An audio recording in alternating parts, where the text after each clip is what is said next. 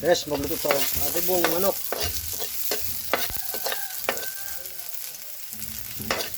Then, usang gisahon na itong lamas. Yun guys. Usang itong karaming manok.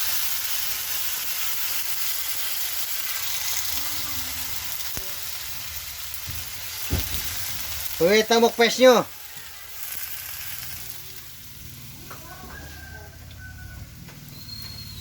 Yun, ito.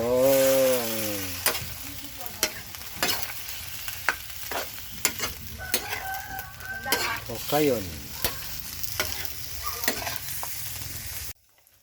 Tara ito patis kaya wala na marinate daan.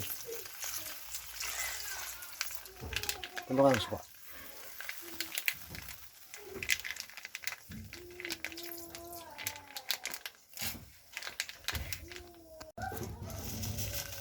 Itong butang gamay nga bitchin guys.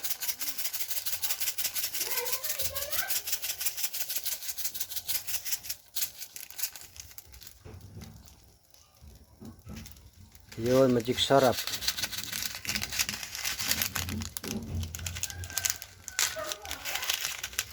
Itong hot doon yung magic sarap para